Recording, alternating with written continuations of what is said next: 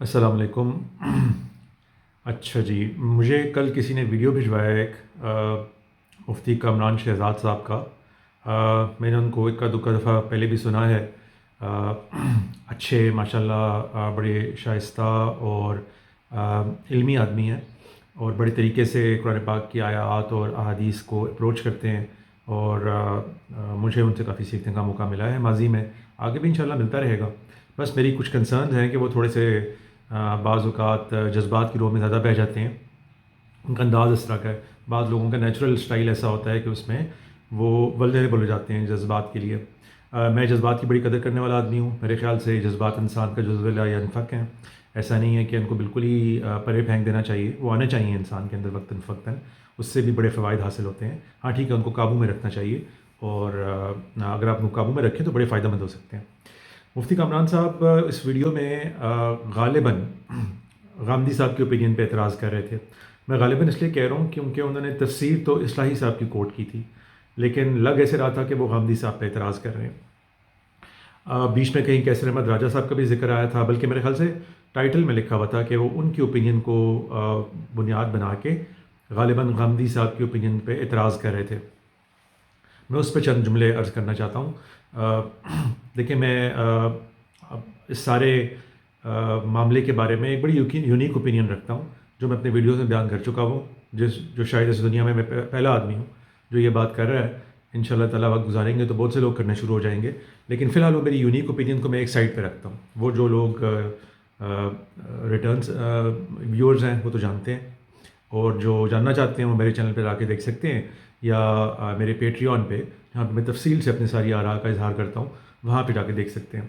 اس کو تھوڑی دیر کے لیے سائڈ پہ چھوڑ دیں، ابھی صرف اصلاحی صاحب کی تفسیر کی اور غامدی صاحب کی اوپینین کی بات کرتے ہیں۔ یہ ویڈیو ایران وار کے کانٹیکسٹ میں تھا۔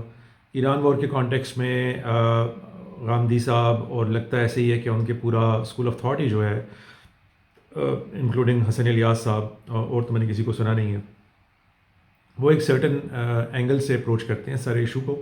مجھے اس پہ شدید اعتراضات ہیں، میں وہ اپنی شدید خلش جو ہے دل کی وہ اپنے چینل پہ بیان کرتا رہتا ہوں۔ میں بالکل نہ ان حضرات کو کوئی جیو پولیٹیکل ایکسپرٹ سمجھتا ہوں، نہ ہی ان کی اس طرح کی ہاٹ ٹیکس کو بڑی اہمیت دیتا ہوں، کیونکہ میں جب لوگوں کو کسی خاص ڈومین ایکسپرٹ ہونے کی حیثیت سے فالو کرتا ہوں، اور لوگوں کو بھی ایسے ہی کرنا چاہیے میرے خیال سے، تو پھر اسی ڈومین کی اوپینینز میرے لیے معنی خیز ہوتی ہیں۔ باقی ایک انسان کو حق حاصل ہے، وہ اپنی آراء کا اظہار دنیا کی ہر چیز کے بارے میں کرتا ہے۔ آپ کو پسند آئے قبول کر لیں، نہ پسند آئے چھوڑ دیں۔ تو میں ایسے ہی کرتا ہوں۔ میں غامدی صاحب کی اوپینین کو جیو پولیٹیکل معاملات کے اندر کوئی خاص نہ میں نے سنی ہے، نہ میں ان کو بہت زیادہ اہم سمجھتا ہوں، تو میں ان کو اگنور کر کے آگے چلا جاتا ہوں۔ کبھی کبھار کوئی بات بہت زیادہ غصہ دلاتی ہے تو اس پہ کوئی چھوٹا موٹا ویڈیو بھی بنا دیتا ہوں، لیکن بائی اینڈ لارج میں اس کو ان آراء کے لیے ان کو قصوروار نہیں ٹھہراتا۔ وہ اپنی ایک رائے رکھتے ہیں، آپ کے دل میں نہیں آتی مانے نہ مانے۔ تو ایران وار کے اوپر تو میں ان کی اوپینین سے اگری نہیں کرتا، اس میں کو بہت یعنی کہ میں ڈیٹیل میں جا کے یہ نہیں بتانا چاہتا کہ ایگزیکٹلی کس کس چیز سے مجھے اتفاق اور اختلاف ہے۔ بس میں نے آپ کو بتایا نا کہ میرا طریقہ نان ڈومین ایکسپرٹس کی اس طرح کی ہاٹ ٹیکس کو اگنور کرنے کا ہوتا ہے، وہ میں نے کیا ہوا ہے۔ تو اس لیے یہ نہ سمجھیے گا کہ میں ان کی ایران وار یا ساری یہ جو آج کل چاہے غزہ وار تھی کوئی بھی تھی، اس میں معاملے میں جو انہوں نے اوپینینز دیے، میں اس کا کوئی دفاع کرنے کے لیے یہاں پہ آیا ہوں، نہیں، ان سے مجھے خود اختلافات ہیں۔ میں یہاں پر اس لیے آیا ہوں کیونکہ وہ جو آیت کوٹ کر رہے تھے اس ویڈیو میں مفتی کامران صاحب، وہ تھی آیت نمبر 167 سورہ اعراف کی، جس میں اللہ تعالیٰ نے فرمایا ہے کہ وَإِسْتَأْذَنَ رَبُّكَ والی جو آیت ہے، وَإِسْتَأْذَنَ رَبُّكَ لَيَبْعَثَنَّ عَلَيْهِمْ إِلَىٰ يَوْمِ الْقِيَامَةِ مَن يَسُومُهُمْ سُوءَ الْعَذَابِ إِنَّ رَبَّكَ لَسَرِيعُ الْعِقَابِ وَإِنَّهُ لَغَفُورٌ رَحِيمٌ۔ اور یاد کرو جب تیرے، میں اصلاحی صاحب کا ہی ترجمہ پڑھ دیتا ہوں کہ اسی کو انہوں نے کوٹ کیا تھا، اور یاد کرو جب تیرے رب نے فیصلہ کیا کہ وہ روز قیامت تک ان پر ایسے لوگوں کو مسلط کرتا رہے گا جو ان کو، یعنی یہود کی بات ہو رہی ہے، جو ان کو نہایت برے عذاب چکھاتے رہیں گے۔ بے شک تیرا رب جلد پاداش دینے والا اور بے شک وہ بخشنے والا مہربان ہے۔ اچھا، انہوں نے بھی مزے کی بات یہ ہے کہ اس کی پھر تفسیر انہوں نے کوٹ کی اصلاحی صاحب کی تدبر قرآن سے۔ اچھا، میرا پہلے تو اعتراض ہمیشہ یہ ہوتا ہے کہ بندے کو تھوڑا پریسائز ہونا چاہیے، اور یہ یقیناً مفتی صاحب کے تک بھی اگر یہ ویڈیو پہنچتا ہے تو ان کے لیے بھی میرا مشورہ ہے، یعنی کہ نصیحت آپ سمجھ لیں اس کو۔ برا نہیں بنانا چاہیے، ہم آپ سے علم میں کم ہوں گے، لیکن چھوٹی موٹی کئی دفعہ سیکھنے کی چیزیں کم علم والوں سے بھی مل جاتی ہیں۔ آپ جس بندے پہ اعتراض کر رہے تھے وہ غامدی صاحب تھے۔ اسلائی صاحب تو زندہ نہیں ہے نا، آپ کو تو نہیں پتا کہ اگر اسلائی صاحب زندہ ہوتے تو وہ اس موقع پہ کیا رائے دیتے ایران وار کے بارے میں، تو یقیناً آپ غامدی صاحب کے بارے میں بات کر رہے ہوں گے۔ تو بات آپ غامدی صاحب کی کر رہے ہیں اور تفسیر آپ تدبر قرآن سے پڑھ کے بتا رہے ہیں، تو یہ تو درست نہیں ہے۔ تدبر قرآن کی تفسیر کے بعض حصوں کو غامدی صاحب نے اپنی تفسیر میں لیا، بعض میں نہیں لیا۔ تو جس جملے پہ ان کو بہت زیادہ اعتراض تھا اس کے اندر، وہ یہ تھا کہ اصلاحی صاحب نے اس آیت کی تفسیر میں یہود کے اوپر تاریخ میں جو بڑے بڑے میسیکرز اور پوگرومز ہوتے رہے ہیں، جیسے ان کی مثالیں چند دی ہیں۔ جیسے مثال کے طور پہ انہوں نے یہ جملہ بھی ذکر کیا کہ بخت نصر سے لے کے ہٹلر تک آپ اس آیت کی تصدیق دیکھ سکتے ہیں تاریخ میں۔ اچھا، پہلی بات یہ کہ اس آیت کے اوپر میری کیا رائے ہے، اس پہ ذرا بعد میں آتے ہیں، اس تفسیر پہ۔ دوسری بات پہلے لے لیتے ہیں۔ دوسری بات یہ ہے کہ یہ تفسیر کیا غامدی صاحب نے اسی طرح مینون قبول کر لی ہے؟ تو نہیں کی۔ آپ کائنڈلی جب غامدی صاحب پہ اعتراض کر رہے ہیں تو غامدی صاحب کی تفسیر کو دیکھیے، میرے سامنے یہ کھلی بھی ہے ان کی تفسیر۔ اس میں انہوں نے اس آیت کے تحت جو الفاظ لکھے میں آپ کو پڑھ کے سنا دیتا ہوں۔ اس میں آپ دیکھیے کہ وہ کہتے ہیں نا کنسپیکوس بائی اومیشن، یعنی کوئی چیز ذکر نہ کرنے سے کئی دفعہ واضح ہو جاتی ہے کہ اس کا ذکر کیوں نہیں کیا گیا۔ ہم صاحب اسی آیت کی تفسیر میں لکھتے ہیں برخلاف اصلاحی صاحب کے، بنی اسرائیل کو اس فیصلے سے ابتدائی میں آگاہ کر دیا گیا تھا، چنانچہ بائبل کے صحیفوں، اخبار اور استثناء میں کئی جگہ اس کا ذکر ہوا ہے۔ انبیاء علیہم السلام اس کے بعد بھی انہیں اس کی یاد دہانی کرتے رہے۔ یسعیاہ، یرمیاہ اور دوسرے تمام نبیوں کے صحائف اسی تنبیہ پر مشتمل ہیں۔ آخر میں سیدنا مسیح علیہ السلام نے یروشلم کی گلیوں میں اس کی منادی کی۔ یہ فیصلہ کس طریقے سے نافذ ہوا، دنیا کی تاریخ اس کی گواہی دیتی ہے۔ اس وقت بھی ارض مقدس میں یہ اسی مقصد سے جمع کیے جا رہے ہیں۔ اب دیکھیں درمیان سے وہ پورا جملہ حذف کر دیا غامدی صاحب نے اپنی تفسیر میں، یعنی وہاں پر اگر آپ وہ اصلاحی صاحب کی تفسیر کھول کے دیکھیں تو اس جملے سے پہلے کہ اس وقت بھی ارض مقدس میں یہ اسی مقصد سے جمع کیے جا رہے ہیں سے متصل پہلے وہ جملہ ہے جس میں بخت نصر سے لے کے ہٹلر تک کی بات کی گئی ہے، غامدی صاحب نے اس کو نہیں لیا۔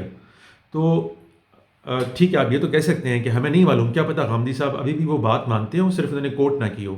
ٹھیک ہے، یہ ایک اوپینین ہو سکتی ہے، مجھے بھی معلوم نہیں ہے، لیکن ایک بندے کو قصوروار تو انہی باتوں کا ٹھہرایا جا سکتا ہے نا جو اس نے بالفعل کہہ دی ہیں۔ تو یہ انہوں نے نہیں کہا ہوا جس پر آپ اعتراض کر رہے ہیں۔ یہ دوسری بات تھی، لیکن مطلب بہت اہم ہے، میں نے کہا کہ اس کو پہلے ذرا ڈسکس کر لیتے ہیں کہ پہلے تو آپ یہ غور کریں کہ جس بات پہ آپ ان کے اوپر اعتراض فرما رہے ہیں وہ بات انہوں نے کی نہیں ہے اس طرح۔ اصلاحی صاحب نے کی ہے، اور اصلاحی صاحب نے ایران وار والی بات نہیں کی کیونکہ وہ زندہ نہیں ہے۔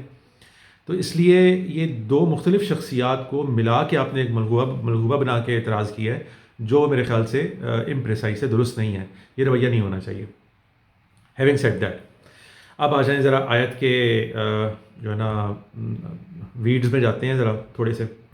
دیکھیں اللہ تعالیٰ قرآن پاک میں جس مقام پہ یہ آیت نازل فرما رہے ہیں وہاں پر یہی یہود کی ایک تاریخ چل رہی ہے، اور اس میں اللہ تعالیٰ بتا رہے ہیں کہ بھئی ہم نے اسی ٹائم پہ یہ فیصلے سے بھی آگاہ کر دیا تھا کہ یہ معاملہ جو ہم کر رہے ہیں یہود کے ساتھ یہ اب قیامت تک جاری رہے گا۔ وہ سمجھیں گے، ہم سنبھل جائیں گے، ہم ان کے ساتھ معاملات درست کر دیں گے۔ ہم سے مراد یہاں پہ اللہ تعالیٰ کے لیے رائل پلورل ہے، اور وہ بہکیں گے تو ہم ان کو سزا دلوائیں گے۔ یہ قرآن پاک میں بھی آپ کو پتہ ہی ہے، سورہ بنی اسرائیل کے آغاز ہی یہاں سے ہوتا ہے کہ ان دو واقعات کا اللہ تعالیٰ نے تذکرہ کیا ہے کہ جس میں اللہ تعالیٰ نے فرمایا تھا کہ ہم نے ان کو پہلے بتا دیا ہے کہ 2 مرتبہ یہ خوب سارا فتنہ پھیلائیں گے دنیا میں۔ تو ان دونوں کے اندر آخر میں تعالیٰ نے کیا کہا ہے، وَإِنْ عُدْتُمْ عُدْنَا، تم پلٹو گے ہم پلٹیں گے۔ تو یہ ایگزیکٹلی وہی بات ہے، اسی کو اللہ تعالیٰ ری انفورس کر رہے ہیں، اور یہ تو تورات میں بھی جگہ جگہ ری انفورس ہوئی ہے، تناخ میں بھی جگہ جگہ ری انفورس ہوئی ہے۔ یہ کوئی ڈھکی چھپی بات نہیں ہے، یہود بھی خود بھی اس کو مانتے ہیں۔ اب آ جاتی ہے اطلاق کی بات کہ دیکھیں یہ تو ایک جنرل پرنسپل ہے جو قرآن پاک میں بیان ہو گیا، ترجمہ بھی اس کا اسی انداز میں کیا جائے گا کہ اللہ تعالیٰ یہ فرما رہے ہیں، تفسیر بھی اسی انداز میں کی جائے گی۔ پھر تفسیر میں بعض اوقات آگے بڑھ کے کوئی مفسر اپنے اطلاقات بھی بیان کر دیتا ہے، ان اطلاقات میں غلطی ہو سکتی ہے، تو اس لیے اس کے اوپر اتنا جزبز ہونا کہ یہ غلطی کو بہت غیر معمولی قسم کی غلطی ہو گئی ہے، تو ایسا بھی نہیں ہونا چاہیے۔ اطلاق کو اطلاق کے درجے میں رکھنا چاہیے، پہلے بات کرنی چاہیے کہ ہاں مفہوم انہوں نے بالکل ٹھیک متعین کر دیا، آیت یہی کہہ رہی ہے کہ قیامت تک اللہ تعالیٰ ان کے اوپر ان کو عذاب دینے کے لیے لوگ مسلط کرتا رہے گا. یہ اوپنلی آیت کہہ رہی ہے. اب اس سے آگے پھر مختلف مفسرین چلیں گے تو بے تحاشا اختلاف ہو جائے گا. وہ اگر فرض کریں یہود کی تاریخ میں کوئی فرض کریں 50 میسیکرز ہوئے ہیں، پوگرومز ہوئے ہیں، ان کے اوپر یہ ہولوکاسٹ ٹائپ کی چیزیں آئی ہیں، تو ان میں سے بعض کو ایک مفسر لے گا، بعض کو دوسرا مفسر لے گا. وہ کہے گا کہ دیکھیں یہ والی میرے خیال سے ٹھیک ہے اطلاق ہے، یہ والا غلط اطلاق ہے. تو اس پہ اتنا جزبوط ہونے کی کیا ضرورت ہے؟ میں سمجھ رہا ہوں کہ آپ کو اصل غصہ شاید مفتی کامران صاحب کو ایران وار پہ ان کی اوپینین کے اوپر تھا، تو وہ شاید جو ہے نا لیک کر گیا اس ڈائریکشن میں بھی. تو ایران وار پر غصہ آپ کا اپنی جگہ بجا ہو سکتا ہے، مجھے بھی اس پہ بہت ساری کنسرنز ہیں. ایسے مواقع پہ جب شدید قسم کی ایک قوم کے اوپر ظلم کی جنگ نافذ کر دی گئی ہو، اس طرح کی ادبی بحثوں میں پڑھ کے جو بالکل بے فائدہ بھی ہوتی ہیں اور غلط بھی ہوتی ہیں، کئی دفعہ کوئی فائدہ حاصل نہیں ہوتا ان سے. اس ٹائم تو بالکل ان کی سپورٹ پہ آنا چاہیے. جیسے کوئی بھی کانشینشیس شخص، چاہے وہ مشرق میں ہو چاہے مغرب میں ہو، آ رہا ہے ان کی سپورٹ میں سامنے، تو اس پر آپ کا غصہ بجا ہو سکتا ہے. لیکن قرآن پاک کو بیچ میں پلیز نہ رگڑیں. ٹھیک ہے آپ کو ان کے ایک اطلاق پہ اعتراض ہے، اور وہ بھی اصلاحی صاحب کے، غامدی صاحب کے نہیں. غامدی صاحب کی یا تو اوپینین بتائیں نا، انہوں نے کہاں یہ کہا ہے کہ ہٹلر کی نے جو سزا دی ہے وہ بھی اس اطلاق میں شامل ہے، اور اگر کی بھی ہے تو وہ ایک اطلاق ہے، ٹھیک ہے اس پہ آپ کا اعتراض بجا بچ جائے گا. لیکن مجھے وہ غصہ سمجھ نہیں آ سکا جو اس ویڈیو میں تھا. تو میں بس مختصراً یہ عرض کرنا چاہتا ہوں کہ دیکھیں، پہلی بات یہ کہ قرآن ہماری احادیث میں بھی ایسے بہت سے یعنی کہ قیامت کے قریب واقعات کا تذکرہ ہے جن میں باقاعدہ گن کے چن کے لوگوں کو مارنے کا حکم دیا گیا ہے. اس میں کیا الفاظ آتے ہیں جو ہماری حدیث آتی ہے کہ اگر کسی پتھر کے پیچھے بھی کوئی یہودی چھپا ہوا ہوگا، کسی حجر کے پیچھے بھی کوئی یہودی چھپا ہوا ہوگا، تو خود وہ پکار اٹھے گا کہ یہاں یہودی ہے، آ کے اس کو مارو. اس کو آپ کیسے دفاع کریں گے؟ اگر دفاعی کرنا دنیا کے سامنے آپ کو مشکل لگ رہا ہے تو اس کا دفاع کیسے کریں گے؟ اور یہ وہ حدیث ہے جس کو باقاعدہ حماس نے اپنے چارٹر میں کوٹ کیا ہوا تھا. یہی صرف دنیا کا سر بڑا اعتراض تھا اس کے اندر. تو وہی جو ہم غامدی صاحب کی اوپینین کو لے کے آگے چل رہے ہیں، ہم لوگوں کو بتا رہے ہیں کہ آپ کے ٹریڈیشنل اسلام میں، روایتی اسلام میں اتنے پرابلمز ہیں جو حل کرنے کے طریقے آپ کے پاس نہیں ہیں. آپ نے جو ان کے لیے آرٹیفیشل کچھ طریقے اختیار کر رکھے ہیں، ان کو ان سے دامن چھڑانے کے لیے، وہ بالکل دنیا کو کنونس نہیں کرتے. وہ دنیا کہتی ہے آپ جان بوجھ کے ہم سے ڈر کے بات کر رہے ہیں، ورنہ آپ کے مذہب میں تو یہی لکھا ہوا ہے. تو ذرا برائے مہربانی یہ بھی بتائیے گا کہ یہ جو بات آتی ہے کہ ایک ایک یہودی کو چن کے مارا جائے گا، جنگ کے اصول بڑے واضح ہوتے ہیں. جنگ میں اگر کوئی شخص ہتھیار پھینک چکا ہے، وہ چھپنے کی کوشش کر رہا ہے، کچھ کر رہا ہے، تو اس کو بنا کے قیدی بنایا جائے گا، اس کو مارا تو نہیں جائے گا. یہ حدیث تو کہہ رہی ہے کہ ان کو مارا جائے گا ہر جگہ سے نکال کے. تو ہماری یہ تو حدیث تک کی بات ہو گئی. اب ذرا پہلے تو رات پہ چلتے ہیں، پھر قرآن پاک پہ آئیں گے. اعتراض اس بات پہ لگ رہا تھا مجھے مفتی صاحب کا کہ دیکھیں بچے تو انوسینٹس ہوتے ہیں. شاید وہ یہ کہنا چاہ رہے ہوں کہ عورتیں بھی انوسینٹس ہوتی ہیں، اگرچہ مجھے جملہ ان کا یاد نہیں ہے، لیکن چلے ہم دونوں کو شامل کر لیتے ہیں. عورتیں اور بچے اکثر انوسینٹس ہوتے ہیں. ان کو کیوں جب ہٹلر نے سزا دی تو یہ ایک بڑی وجہ ہے یہ خود سوچنے کی کہ یہ اللہ تعالیٰ کی طرف سے ان پر عذاب نہیں ہو سکتا. اچھا پہلے ذرا تورات میں چلیں. تورات میں اللہ تعالیٰ نے بالکل جڑ سے اکھاڑتے ہوئے اقوام کے ان کے بچے بھی مارنے کا حکم دیا ہے، عورتیں بھی مارنے کا حکم دیا ہے، مرد بھی مارنے کا حکم دیا ہے، جانور بھی مارنے کا حکم دیا ہے. تورات پڑھ کے دیکھ لیں. نیتن یاہو نے وہی ورسز کوٹ کیے تھے امالک کے بارے میں تورات سے، کہ جہاں پر اللہ تعالیٰ نے باقاعدہ حکم دیا تھا کہ ان سب کو، کوئی ذی روح کو یہاں پہ زندہ نہیں چھوڑا جائے گا، سب کو قتل کیا جائے گا.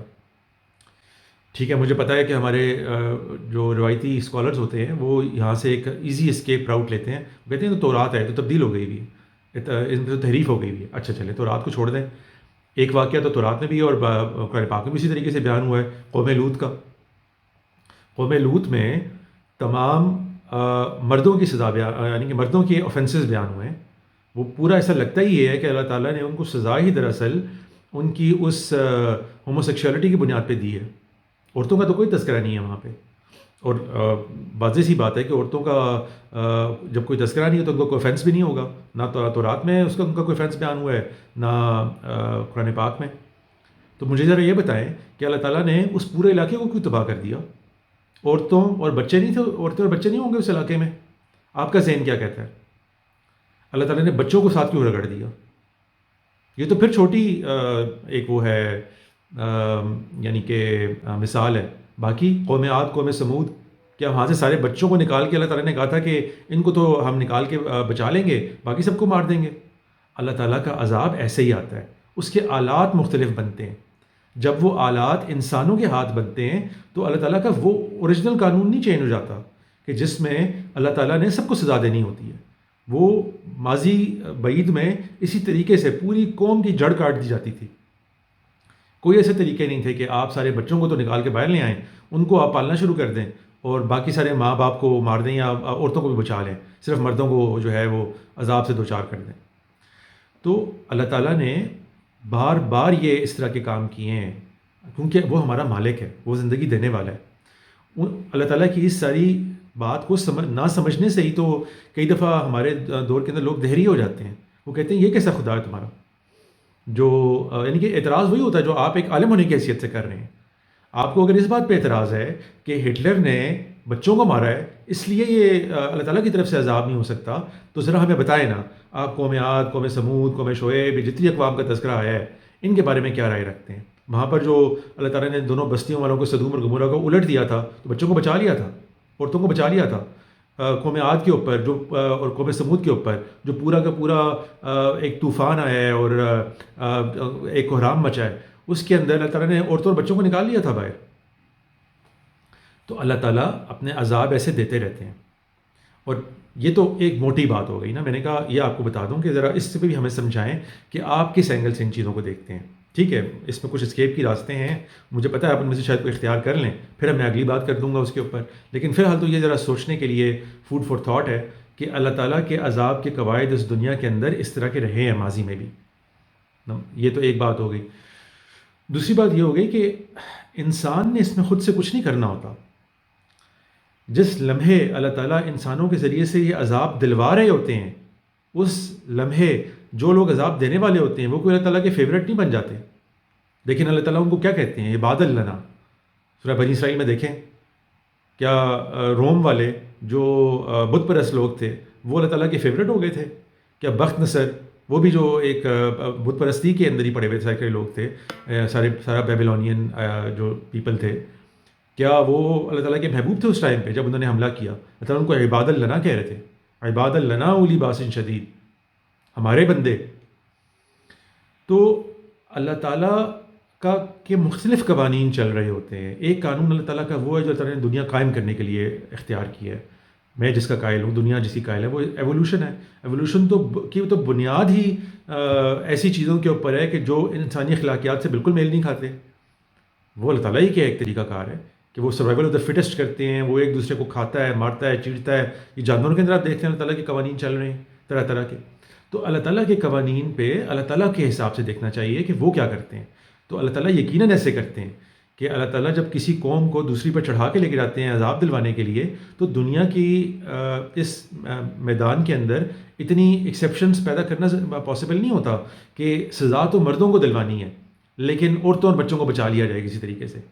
یہ ہر موقع پہ اللہ تعالیٰ کا نہ اس دنیا میں پاسبل ہوتا ہے، نہ ہر موقع پہ اللہ تعالیٰ کا منشا ہوتا ہے. اس موقع پہ وہ لوگ بھی اللہ تعالیٰ کے قیامت کے عذاب سے بچ نہیں جائیں گے. ہٹلر بھی قیامت کے روز اللہ تعالیٰ کے عذاب سے بچ نہیں جائے گا کیونکہ اس نے عذاب دیا ہے ان کو جن کو اللہ تعالیٰ عذاب دلوانا چاہ رہے ہوں گے. اگر فرض کریں یہ اوپینین ٹھیک ہے تو یہ بالکل ویسے ہی ہوگا جیسے بخت نصر کے ساتھ ہوا، جیسے ٹائٹس کے ساتھ ہوا. وہ کوئی اللہ تعالیٰ کے محبوب نہیں بن گئے. ان سے بھی اللہ تعالیٰ قیامت کے روز وہی حساب لے گا جو کسی بھی ظلم کرنے والے سے لے گا. لیکن یہ تو اللہ تعالیٰ کا آپ ایک سمجھ لیں کمال کا قاعدہ ہے کہ وہ غلط لوگوں کو، ظالموں کو ظالموں سے مار پڑواتا ہے. تو ادھر ہٹلر بھی ظالم تھا، ادھر اگر یعنی کہ اگر کوئی اس اطلاق کو درست مانتا ہے تو وہ یہی آپ کو بتائے گا کہ ہٹلر بھی ظالم تھا، وہ لوگ بھی ظالم تھے. اللہ تعالیٰ نے ان سے جو وعدہ کیا ہوا تھا اس کی سزا ایک دوسرے ظالم سے ان کو دلوا رہے تھے. تو بچوں کا اگر اتنا بڑا مسئلہ ہے کہ وہ کسی جگہ پہ اللہ تعالیٰ کے قوانین کے اندر مارے جاتے ہیں تو وہ عذاب نہیں ہو سکتا. یعنی ایک تو یہ نا کہ ہم اپنی مرضی سے کوئی کام کریں، تو کسی مسلمان کو اللہ تعالیٰ نے حکم نہیں دیا کہ ہم عورتوں یا بچوں کو ماریں. کسی مسلمان کے لیے جائز نہیں ہے. تو وہ تو ہم یہ آپ کو سمجھانے کی کوشش کر رہا ہوں کہ اللہ تعالیٰ کہ ہاں یہ تکوینی قوانین جو ہیں یہ اور طریقے پہ چلتے ہیں، اور تشریعی قوانین اور طریقے پہ چلتے ہیں۔ یہ جتنی آپ بات کر رہے ہیں کہ بچوں کا قصور تھا، اس کا تعلق تشریعی قوانین کے ساتھ ہے، تکوینی قوانین کے ساتھ نہیں ہے۔ وہاں پہ اللہ تعالیٰ اس طرح کے لوگوں کو جب شے دیتے ہیں کہ آپ کسی اور قوم پہ چڑھ دوڑیں، تو وہاں پہ ذرا جا کے دیکھیں نا، 10-11 لاکھ کے قریب لوگوں کو مارا ہے بخت نصر اس نے، ٹائٹس نے، اپنے حملے کے دوران۔ کتنوں کو اس کے بعد قیدی بنا کے لے گئے ہیں، کتنوں کو بینش کر دیے۔ اس میں یقیناً بچے بھی بے تحاشا مرے ہیں، عورتیں بھی بے تحاشا مری ہیں۔ اسی طریقے سے بخت نصر نے بھی یہی کیا ہے۔ تو یہ دو تو وہ ہے نا جو قرآن پاک سے ثابت ہیں، میں اس لیے ان کی بہت زیادہ مثالیں دے رہا ہوں، ورنہ پروگرامس تو بھرے پڑے ہیں یہود کی تاریخ میں۔ یعنی اس آیت کی تصدیق اگر کسی نے تاریخ میں دیکھنی ہو تو وہ یہود کی پوری تاریخ میں اٹھا کے دیکھ سکتا ہے کہ ان کی پوری تاریخ ایک ایسی بدنصیب قوم بن گئی وہ عیسیٰ علیہ السلام کے انکار کے بعد سے، کہ اس کو اللہ تعالیٰ نے ایگزامپل بنا کے رکھا ہوا ہے آج تک دنیا میں، کہ ان کے اوپر پوگرام آفٹر پوگرام ہوتا رہا ہے۔ بڑی مشہور آج کل ٹویٹر پہ میم چل رہی ہے کہ ان کو ذرا بتائیں نا گروک یا چیٹ جی پی ٹی کہ یہود کو آج تک کتنی جگہوں سے نکالا گیا ہے۔ کسی علاقے سے نکال دیا جانا، اپنے اہل و عیال سے بے دخل کر دیا جانا، یہ بھی کوئی چھوٹا عذاب نہیں ہوتا، بہت بڑا عذاب ہوتا ہے۔ کتنی دفعہ ان کے ساتھ یہ ہو چکا ہے۔ تو اس لیے مجھے دونوں ہی باتیں سمجھ میں نہیں آئیں۔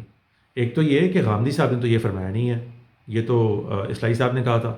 دوسرا یہ کہ اگر فرض کر لیں اس اطلاق پہ آپ کو اعتراض ہے تو آپ اطلاق کے اوپر اعتراض کر سکتے ہیں، مفہوم تو بالکل ٹھیک اخذ کیا انہوں نے۔ تیسری بات یہ کہ اگر بچے اور عورتیں اور انوسینٹس، ان کے عذاب کو بنیاد بنا کے آپ یہ کہہ رہے ہیں کہ یہ عذاب اللہ تعالیٰ کی طرف سے نہیں ہو سکتا کیونکہ اس میں بچے مارے گئے ہیں، تو اللہ تعالیٰ اپنے عذابوں میں بچے مارتے رہے ہیں ہمیشہ سے۔ وہ قرآن پاک سے کیسے آپ اسکیپ حاصل کریں گے کہ اللہ تعالیٰ نے جو خود عذاب دیتے ہیں تو بچوں کو اور عورتوں کو بچا لیتے ہیں، صرف مردوں کو مارتے ہیں؟ تو میرا خیال ہے کہ یہ سارے آرگومنٹس نہایت کمزور ہیں اور درست نہیں ہیں۔ رہی بات یہ کہ ایران وار کے اوپر غامدی صاحب کی اوپینین درست نہیں ہے، تو جی وہ درست نہیں ہے، ان سے مجھے بھی اختلاف ہے شدید۔ میرا خیال ہے کہ پورے ہی پچھلے غزہ وار سے اور اس سے پہلے سے ہی ان کا موقف میرے استاذ کا ایسا بن چکا ہوا ہے جو بالکل میری سمجھ سے بھی بالا تر ہے۔